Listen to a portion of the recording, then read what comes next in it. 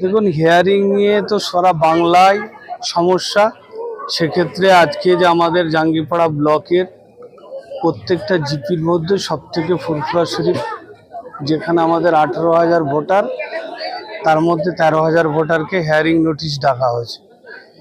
SIR মানে একটা বঞ্চনার শিকার, বিভ্রান্ত উদ্দেশ্যপ্রণোদিতভাবে সারা বাংলার 1.5 কোটি মানুষকে, আমাদের বাংলায় জন্ম থাকা সত্ত্বেও, বাংলায় বাস করার পরেও সেই 1.5 কোটি মানুষকে বঞ্চনার শিকার করে তারা জন্ম বাংলাদেশ, আমরা ইন্ডিয়ার নাগরিক কিনা তার প্রমাণ দিতে হচ্ছে।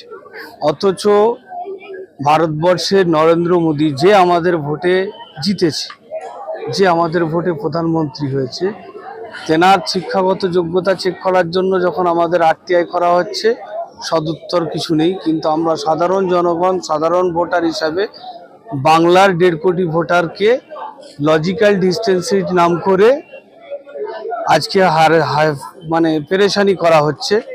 আগামী দিন বাংলার মানুষ এর জবাব দেবে এবং এই বঞ্চনার শিকারের উত্তর অবশ্যই বাংলার মানুষ দেবে।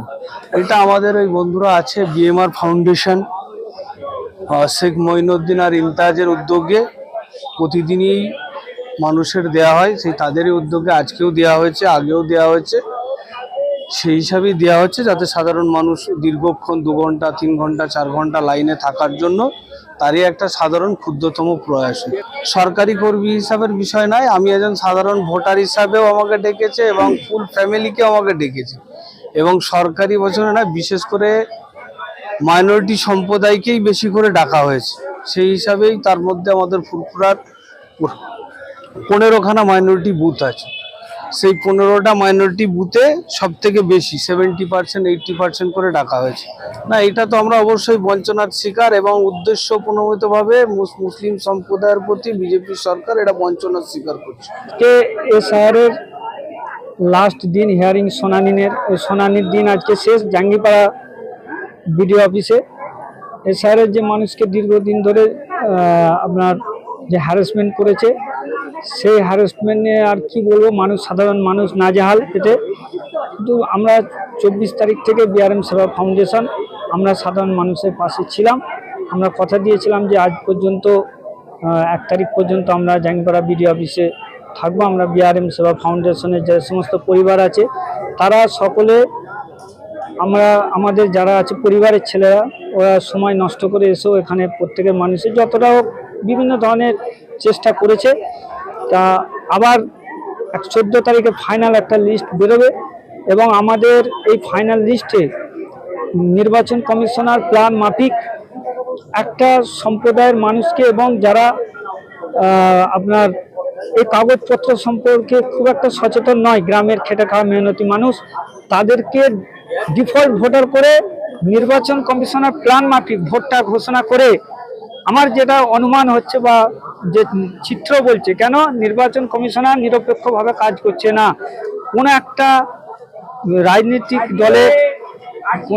রাজনীতি দলের আঙ্গুল হিলনিতে নির্বাচন কমিশনার পশ্চিমবাংলায় তথা বাঙালিদের উপর একটা বিভ্রান্ত তৈরি করে কাস্ট ডিভাইডেশন করে এরকমভাবে একটা চেষ্টা করে চালিয়ে যাচ্ছে যে পশ্চিমবাংলায় ভোটটা ঘোষণা করে যে বর্তমান সরকার আছে তাকে বিভ্রান্ত করে দিয়ে মানুষকে খেপিয়ে তোলা, একটা সম্প্রদায়ের উপর এরকম চাপ সৃষ্টি করে করছে। কিন্তু আশা করি এরকম ভেস্তে যাবে তার প্ল্যান পরিকল্পনা। কেন মানুষ এখন অনেক সচেতন, কোনো একটা সম্প্রদায়কে বললেও বাকি সম্প্রদায়ের মানুষরা তার পাশে থাকবে আশা করি, এবং বিভিন্ন ধরনের পরিকল্পনা ভেস্তে দেবে নির্বাচন কমিশনারের। আর 14 তারিখে ফাইনাল লিস্ট প্রকাশ হবে, সেই প্রকাশের দিন পর্যন্ত অপেক্ষা করা উচিত বা দেখা উচিত কি করতে চাইছি, তাহলে আরও পরিষ্কার হয়ে যাবে বাংলার মানুষের কাছে। আমাদের যেটা এখানে আছে, আমরা যারা আছি নিজেদের থেকে ব্যয় করি আমরা, এবং বিভিন্ন ফুরফুরা শরীফ 21, 22, 23-এ আবার দেখা হবে বিআরএম সেবা ফাউন্ডেশনের 3 দিন ফ্রি মেডিকেল ক্যাম্প করবো, আমরা ওষুধ দেবো। এর আগেও করেছিলাম, এর আগের বছর, এই বছরেও করবো।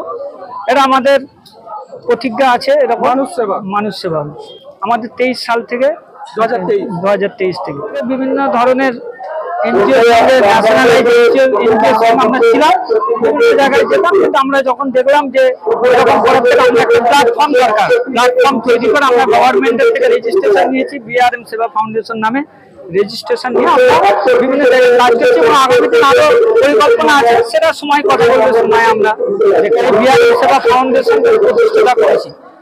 আমি সেক্রেটারি আছি এবং বিভিন্ন ডিপার্টমেন্ট আছে, আমাদের সঙ্গে অ্যাডভোকেট আছে, আমাদের সঙ্গে গ্রামীণ চিকিৎসক ডাক্তাররা আছে এবং নার্স আছে, এবং বিভিন্ন ধরনের আছে। আরো পরিবারটাকে আরো বাড়াবো, বিভিন্ন ধরনের যারা লিগালের সঙ্গে যুক্ত আছে এবং যদি ফ্রি আইনি পরিষেবা দেয় গ্রামের মানুষকে। না আজ এখন পর্যন্ত কোনো বাধা না, প্রশাসনিক লেভেল আমাদেরকে হেল্প করে, সম্মান দেয়, এটাই। তাছাড়া তো কিছু যারা করবে বা এরকম না, এবং আমরা প্রশাসনকে নিয়ে আমরা কাজ করবো আগামী দিনে, এটা আমাদের লক্ষ্য। আমার নাম শেখ মঈনুদ্দিন আহমেদ।